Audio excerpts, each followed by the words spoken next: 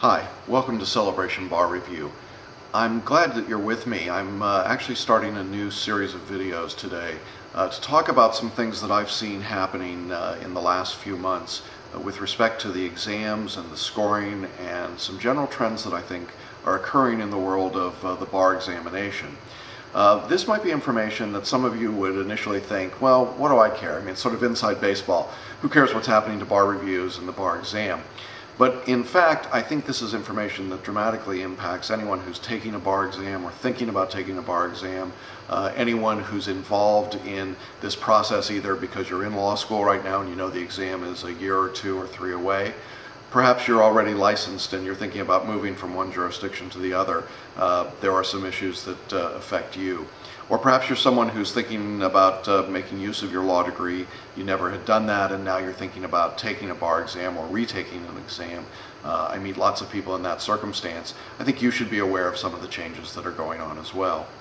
For the next couple of videos, I'm going to be talking about some specific changes, but in this brief video, I want to overview a couple of things that I think are happening. Now, I will tell you that some of this is predicated on what occurred in February 2009's bar exam, starting in California. But it's also something that I'm beginning to see happen in Florida and New York, and I think those 3 states are something of a bellwether for what's going on generally across the country. In general, what I see happening is that there is a tectonic shift occurring in the way that bar exams are being analyzed and graded. And I think it changes just about everything about the way that historically the bar review has been done and what it needs to be doing. Now, I'm very confident in telling you that if you're one of our students, we've been right on top of this and we've been moving ahead of the curve, and our pass rates continue to suggest that we're well ahead of the curve and we intend to stay there.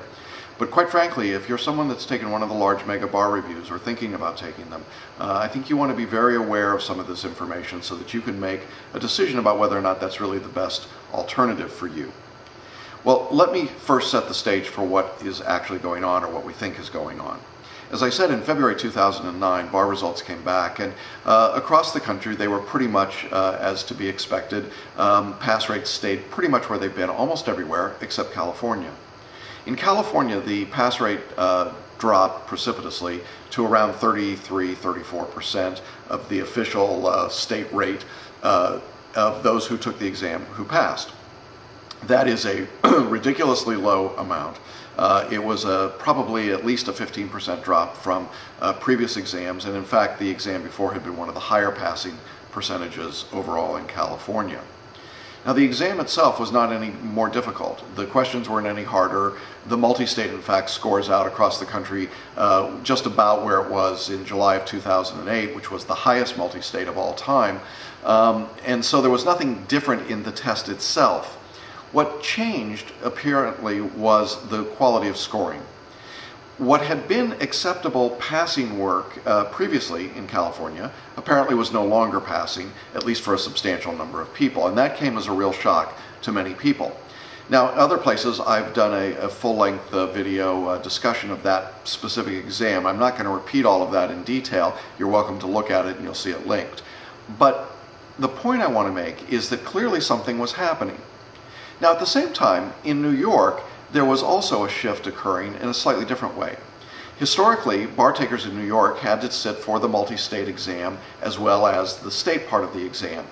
And then, really without warning, before the July exam, the bar takers decided, or the bar examiners, decided to allow previous multi-state scores from the past 3 administrations to be used by an applicant if they had passed that other jurisdiction. In other words, if you'd taken the New Jersey or Florida test and passed, you could take your multi-state score from that exam and put it into this test so you didn't have to take the multi-state. Now, you might be saying, well, what's the connection between those two? Well, there's some interesting things going on.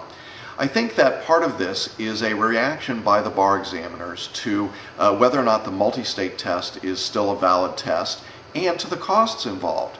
In both California and New York, I think costs and numbers of applicants clearly began to affect some decisions that were being made.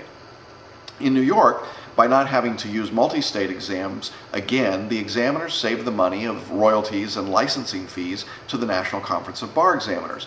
They, in effect, said, if you've already taken that exam once, we're not going to make you take it again if you've got a passing score. Now, if you fail, you have to take the multi-state again. But the point was that the New York examiners saved a lot of administrative costs, a lot of time, a lot of effort.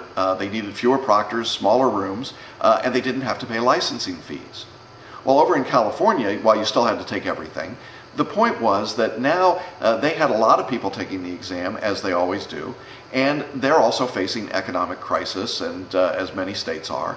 And I think they were also looking for ways to save money and cut back. One of the results of that was that we tended to see much more grouping of scores. In other words, essays that typically we might have seen a range from 50 up to 75 for an applicant. Suddenly we're all grouping at 50 and 55 or 60 and 65, as though they were being read much faster and with much less careful distinction between one essay and the next. The impact of those kinds of moves, I think, cannot be understated.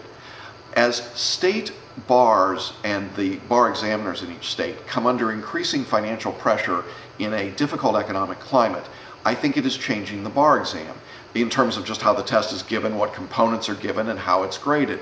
That's going to make a huge impact on how people study and prepare for the test. In addition, and significantly, there's obviously a pressure on the state bars in these major states to limit the number of new attorneys that come into the state. Now, that's been the case in the Sunshine States for a long time. I mean, Florida is renowned for its Yankee go-home methodology of charging a lot of money to take the exam, and a long character and fitness check, and a requirement that every applicant take all parts of the exam regardless. No waivers, no being able to come in under reciprocal rules. I think we're going to see more and more of that kind of barrier behavior. I think California having a 33% pass rate is a very clear indication of a barrier behavior that says we don't need more new attorneys in the state of California. I think we're going to see that more and more over the next year or two in bar admissions. And I think it's going to play out in both more difficult exams and more stringently graded exams in all of the popular states, the places where people want to move to. Places like Texas, Florida, California, New York, Georgia, which all happen to be, by the way, states that we prepare in our bar course. I think you're going to see more and more of that kind of behavior in those states. And I think it's going to change the way you have to prepare for the bar exam. Now, briefly, let me just suggest that one of the results of this low pass rate in California and some of the changes in some of the other states has been to really cast, I think, a very bright light on the large mega bar reviews. You know, there are only a couple that are the big ones, and everyone knows who they are. But interestingly enough, for years and years, they could get away with a fairly mediocre level of teaching and preparation because they were the state pass rate. And as long as the state pass rate was acceptable, what they did was acceptable by definition. And that's the economics of the bar review industry. Now, I'm not going to drag you through all the economics. I don't think most of you really care all that much about whether or not Barbary or Kaplan or Celebration Bar Review make money.